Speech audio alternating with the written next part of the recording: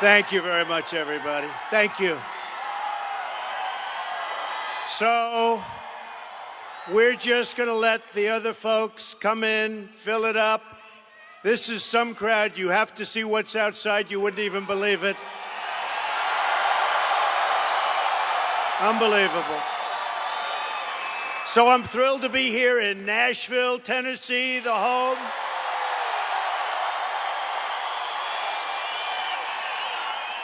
of country music, Southern hospitality, and the great President Andrew Jackson.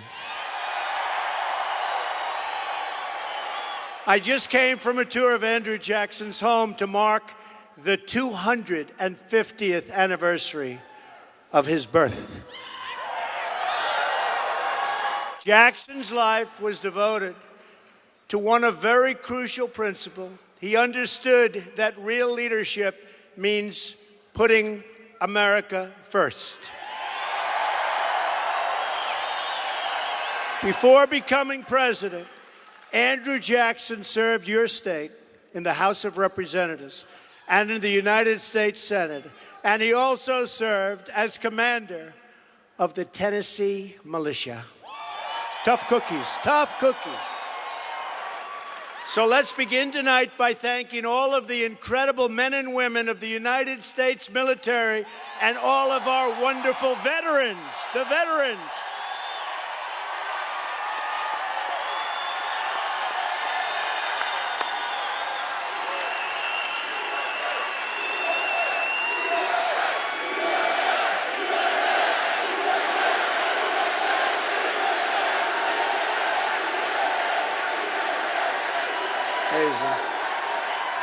Amazing. There's no place I'd rather be than with all of you here tonight, with the wonderful, hardworking citizens of our country. I would much rather spend time with you than any of the pundits, consultants, or special interests, certainly, or reporters from Washington, D.C.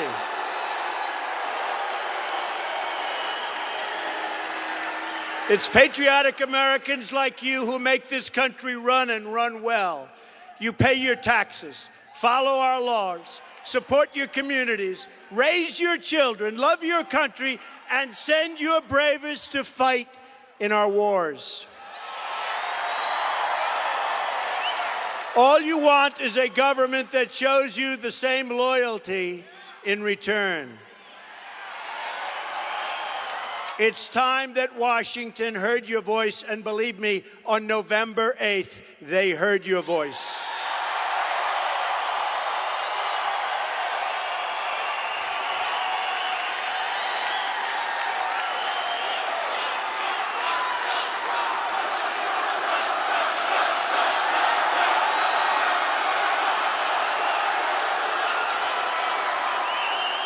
The forgotten men and women of our country will never be forgotten again, believe me.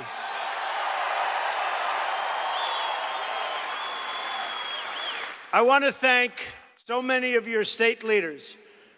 State Party Chairman Scott Golden, Congressman Scott DeJoy, Congresswoman Marsha Blackburn, Congresswoman Diane Black, Congressman Jimmy Duncan, right from the beginning, Governor Bill Haslam, a great friend of mine, Senator Bob Corker, an incredible guy, respected by all, Senator Lamar Alexander, and so many more. Thank you all for being here. We're going to be working closely together, thank you, to deliver for you, the citizens of Tennessee, like you've never been delivered for before. Thank you, thank you, thank you. We are going to reduce your taxes. Big league. Big. Big. And I want to start that process so quickly. Got to get the health care done. We got to start the tax reductions. We are going to enforce our trade rules and bring back our jobs, which are scattered all over the world. They're coming back to our country. We're going to support the amazing, absolutely amazing men and women of law enforcement.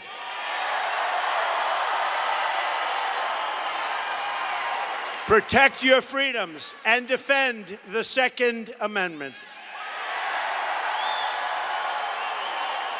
And we are going to restore respect for our country and for its great and very beautiful flag. It's been a little over 50 days since my inauguration. And we've been putting our America First agenda very much into action. You see what's happening. We're keeping our promises. In fact, they have signs. He's kept his promise. They're all over the place. I have. We have done far more. I think maybe more than anybody's done in this office in 50 days. That I can tell you.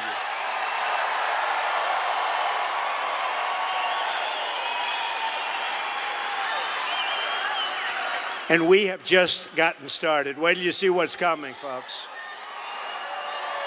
We've appointed a Supreme Court justice to replace the late, great Antonin Scalia. His name is Judge Neil Gorsuch. He will uphold and defend the Constitution of the United States. We are proposing a budget that will shrink the bloated federal bureaucracy, and I mean bloated, while protecting our national security. You see what we're doing with our military. Bigger, better, stronger than ever before. You see what's happening. And you're already seeing the results. Our budget calls for one of the single largest increases in defense spending history in this country. We believe, especially the people in Tennessee, I know you people so well, in peace through strength. That's what we're going to have. And we are taking steps to make sure that our allies pay their fair share. They have to pay. We've begun a dramatic effort to eliminate job-killing federal regulations like nobody has ever seen before. Slash. We're going to protect the environment. We're going to protect people's safeties. But let me tell you, the regulation business has become a terrible business, and we're going to bring it down to where it should be.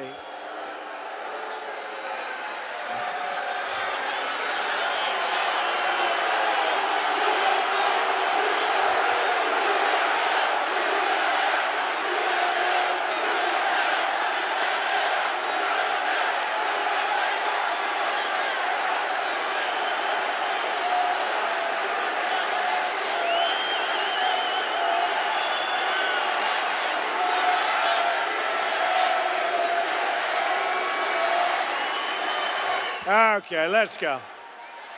One person, and there'll be the story tomorrow. Did you hear there was a protest?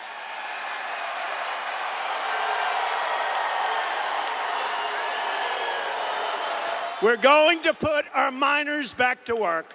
We're going to put our auto industry back to work. Already, because of this new business climate, we are creating jobs that are starting to pour back into our country like we haven't seen in many, many decades. In the first two job reports since I took the oath of office, we've already added nearly 500,000 new jobs. And believe me, it's just beginning.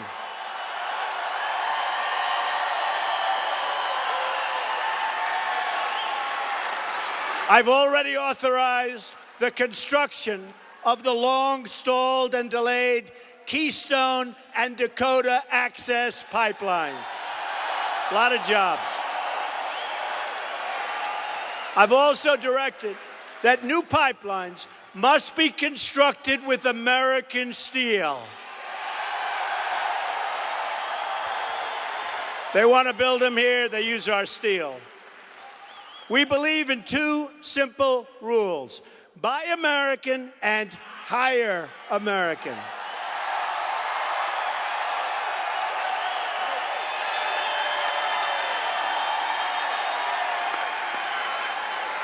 On trade, I've kept my promise to the American people and withdrawn from the Trans-Pacific Partnership disaster. Tennessee has lost 1/3 of its manufacturing jobs since the institution of NAFTA, one of the worst trade deals ever in history. Our nation has lost over 60,000 factories since China joined the World Trade Organization. 60,000, think of that. More than that. We're not going to let it happen anymore. From now on, we are going to defend the American worker and our great American companies.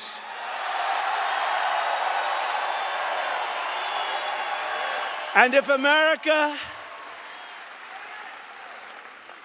does what it says, and if your president does what I've been telling you, there is nobody anywhere in the world that can even come close to us, folks.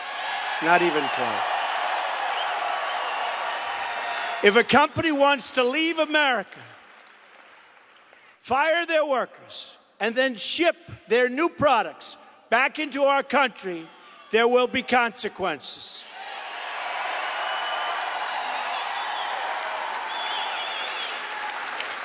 That's what we have borders for. And by the way, aren't our borders getting extremely strong? Very strong.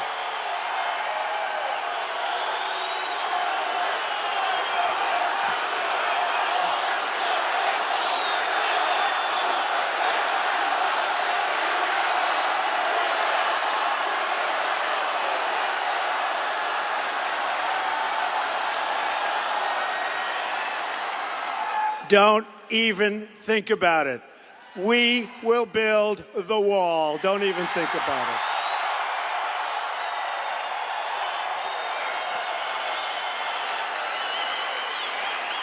In fact, as you probably read, we went out to bid. We had hundreds of bidders. Everybody wants to build our wall. Usually that means we're going to get a good price. We're going to get a good price, believe me. We're going to build the wall. Some of the fake news said, I don't think Donald Trump wants to build the wall. Can you imagine if I said, we're not going to build the wall? Fake news. Fake news. Fake news, folks. A lot of fake.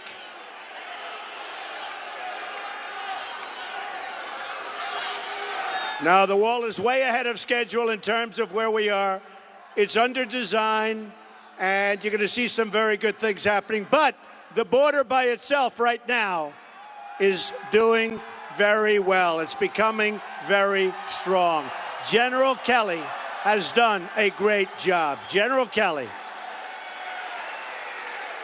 My administration is also following through on our promise to secure, protect, and defend that border within our United States. Our southern border will be protected always. It will have the wall. Drugs will stop pouring in and poisoning our youth. And that will happen very, very soon. You're already seeing what's going on. The drugs are pouring into our country, folks. They are poisoning our youth and plenty of others. And we're going to stop it. We're not going to be playing games. Not going to be playing games. Following my executive action, and don't forget, we've only been here for like, what, 50 days? We've already experienced an unprecedented 40% reduction in illegal immigration on our southern border, 61% since Inauguration Day. 61%, think of that.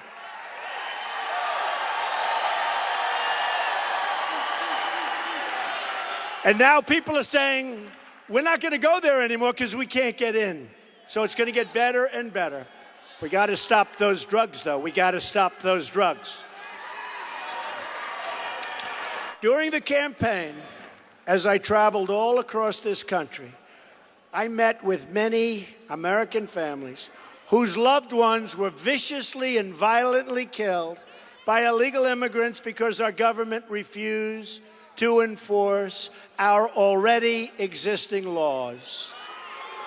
These American victims were ignored by the media. They were ignored by Washington. But they were not ignored by me, and they're not ignored by you, and they never will be ignored, certainly any longer. Not going to happen. As we speak, we are finding the drug dealers, the robbers, thieves, gang members, killers, and criminals preying on our citizens. One by one. You're reading about it, right? They're being thrown out of our country.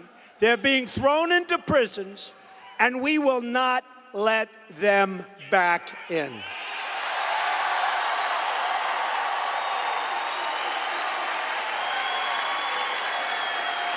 We're also working night and day to keep our nation safe from terrorism. We have seen the devastation from 9/11 to Boston to San Bernardino. Hundreds upon hundreds of people from outside our country have been convicted of terrorism-related offenses in the United States courts. Right now, we have investigations going on all over. Hundreds of refugees are under federal investigation for terrorism and related reasons. We have entire regions of the world destabilized by terrorism and ISIS. For this reason, I issued an executive order to temporarily suspend immigration from places where it cannot safely occur.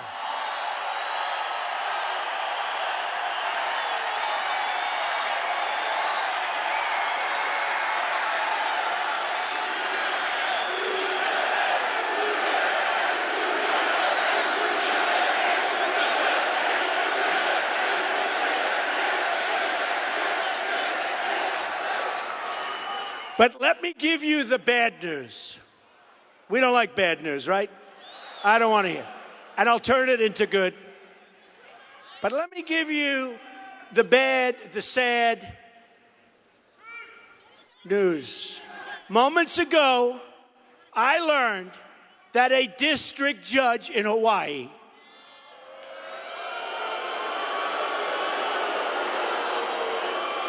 part of the much overturned Ninth Circuit Court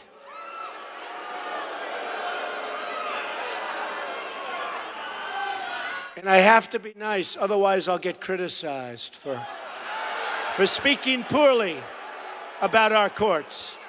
I'll be criticized by these people, among the most dishonest people in the world. I will be criticized.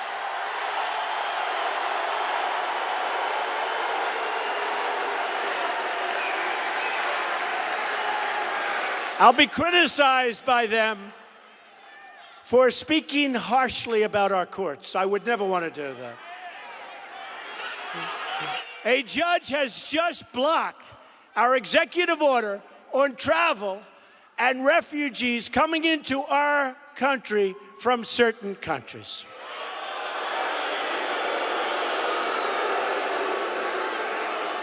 The order he blocked was a watered-down version of the first order that was also blocked by another judge and should have never been blocked to start with.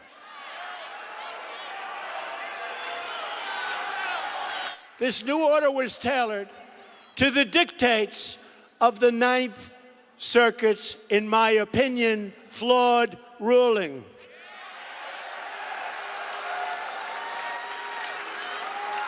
This is, in the opinion of many, an unprecedented judicial overreach. The law and the Constitution give the president the power to suspend immigration when he deems, or she, fortunately it will not be Hillary she,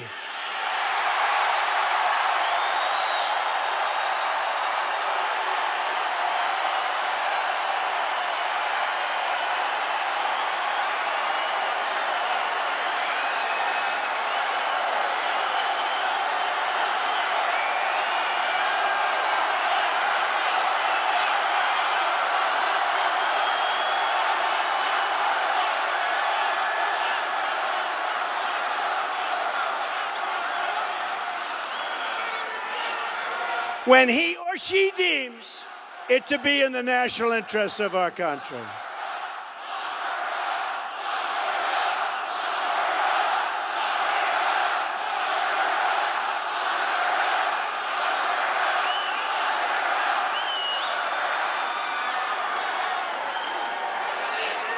So we have a lot of lawyers here. We also have a lot of smart people here. Let me read to you directly from the federal statute. 212F of the immigration, and you know what I'm talking about, right? Can I read this to you? Listen to this. Now, we're all smart people, we're all good students, we're all everything. Some are bad students, but even if you're a bad student, this is a real easy one, let me tell you. Ready?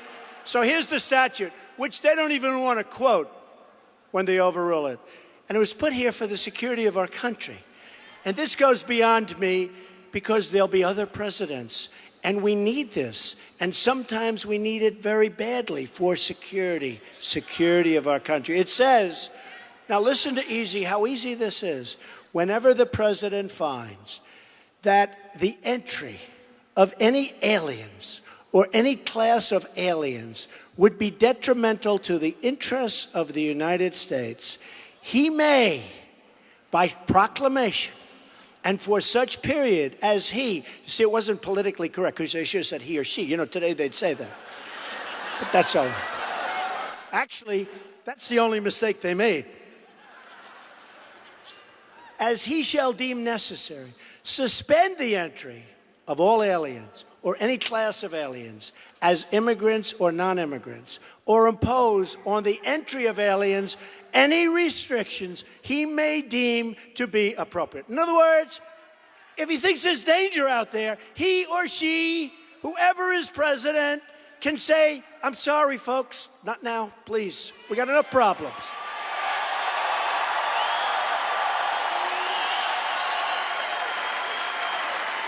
We're talking about the safety of our nation, the safety and security of our people. Now, I know you people aren't skeptical people, because nobody would be that way in Tennessee. Right? Nobody. Not Tennessee. You don't think this was done by a judge for political reasons, do you? No. This ruling makes us look weak, which, by the way, we no longer are, believe me. Just look at our borders.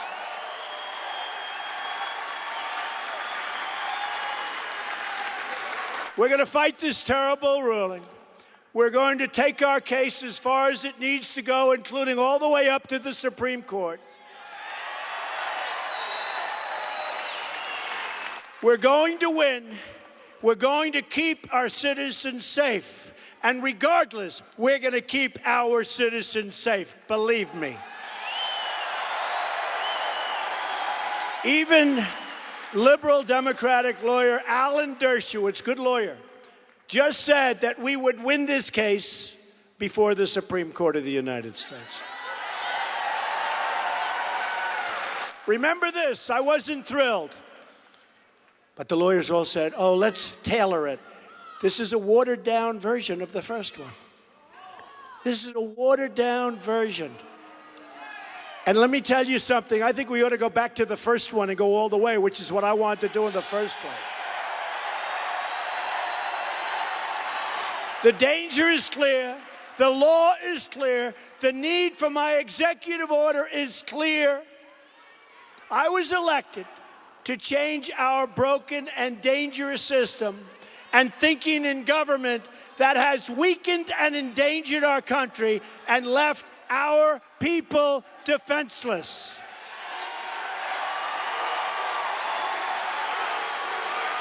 And I will not stop fighting for the safety of you and your families, believe me. Not today, not ever. We're going to win it.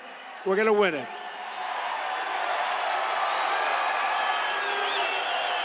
We're going to apply common sense.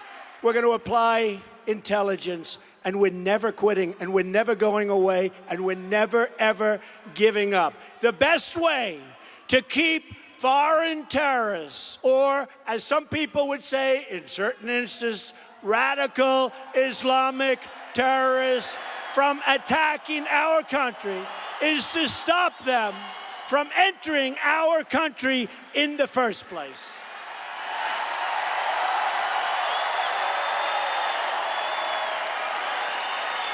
We'll take it. But these are the problems we have. People are screaming, break up the Ninth Circuit. And I'll tell you what, that Ninth Circuit, you have to see, take a look at how many times they have been overturned with their terrible decisions. Take a look. And this is what we have to live with. Finally, I want to get to taxes. I want to cut the hell out of taxes. But, before I can do that, I would have loved to have put it first, I'll be honest. There is one more very important thing that we have to do. And we are going to repeal and replace horrible, disastrous Obamacare.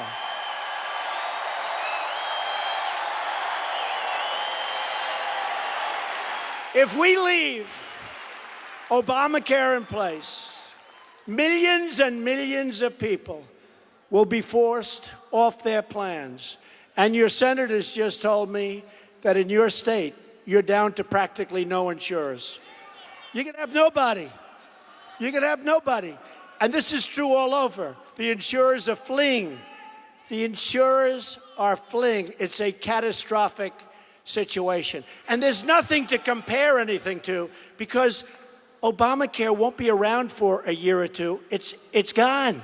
So it's not like, oh, gee, they have this. Obamacare is gone. Premiums will continue to soar, double digits and even triple digits in many cases. It will drain our budget and destroy our jobs. Remember all of the broken promises? You can keep your doctor, you can keep your plan. Remember the wise guy? Remember the wise guy that essentially said, the American people, the so-called architect, the American people are stupid because they approved it? We're going to show them. Those in Congress who made these promises have no credibility whatsoever on health care. And remember this. If we took, because there's such divisiveness, and I'm not just talking now with me, there was with Obama, there was with Bush, the level of hatred and divisiveness with the politicians. I remember years ago, I'd go to Washington. I was always very politically active. And Republicans and Democrats, they'd fight during the day and they'd go to dinner at night. Today, there's a level that nobody's seen before. Just remember this. If we submitted the Democrats' plan, drawn everything perfect for the Democrats, we wouldn't get one vote from the Democrats. That's the way it is. That's how much divisiveness and other things there are. So it's a problem. But we're going to get it by. So I've met with so many victims of Obamacare, the people who've been so horribly hurt by this horrible legislation. At the very core of Obamacare was a fatal flaw. The government forcing people to buy a government-approved product. There are very few people. Very few people. And by the way, watch what happens. Now, you just booed Obamacare. they will say Trump got booed when he mentioned. They're bad people, folks. They're bad people.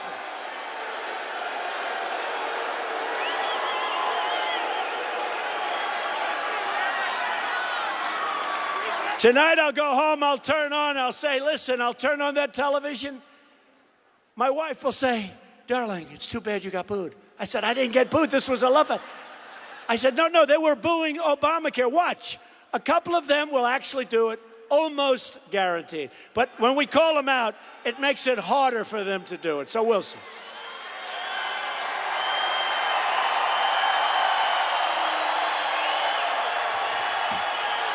It's the fake media. We want Americans to be able to purchase the health insurance plans they want, not the plans forced on them by our government.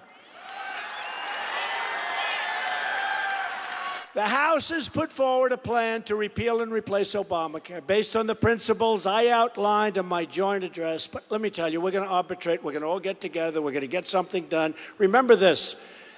If we didn't do it the way we're doing it, we need 60 votes. So we'd have to get the Democrats involved.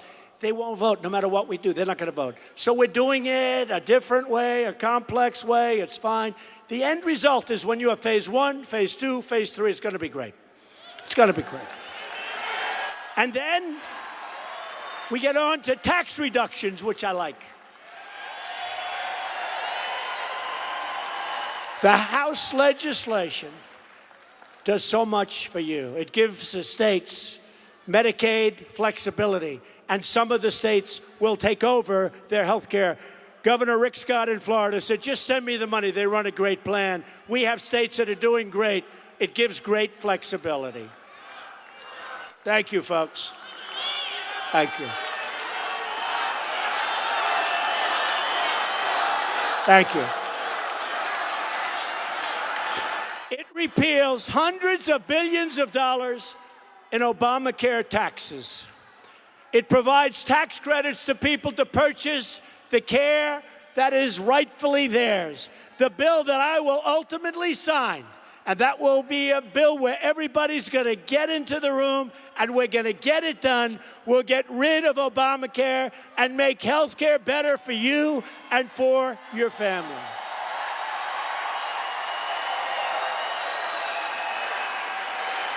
And once this is done, and a step further, we are going to try and put it in phase 3. I'm going to work on bringing down the cost of medicine by having a fair and competitive bidding process.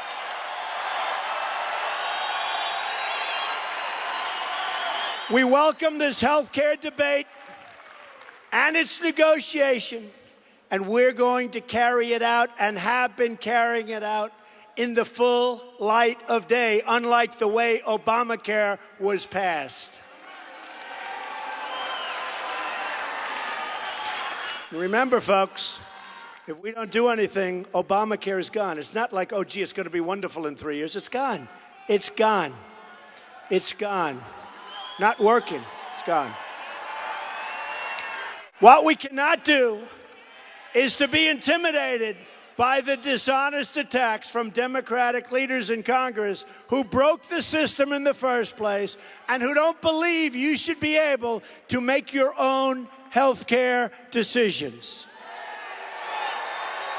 I am very confident that if we empower the American people, we will accomplish incredible things for our country, not just on health care, but all across our government. We will unlock new frontiers in science and in medicine. We will give our children the right to attend the school of their choice, one where they will be taught to love this country and its values. We will create millions and millions of new jobs by lowering taxes on our businesses and, very importantly, for our workers. We're going to lower taxes. Big. And we will fight for the right of every American child to grow up in a safe neighborhood, attend a great school, and to graduate with access to a high-paying job that they love doing. No matter our background, no matter our income, no matter our geography, we all share the same home. We all salute the same flag. And we all are made by the same God.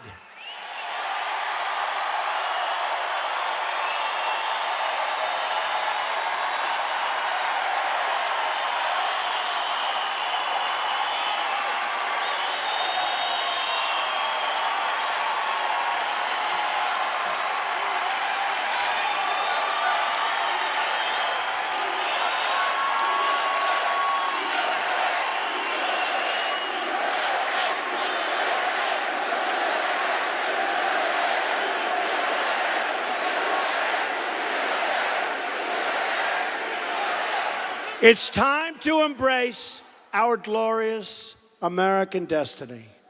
Anything we can dream for our country, we can achieve for our country. All we have to do is tap into that American pride that is swelling our hearts and stirring our souls, and we found that out very recently in our last election. A lot of pride.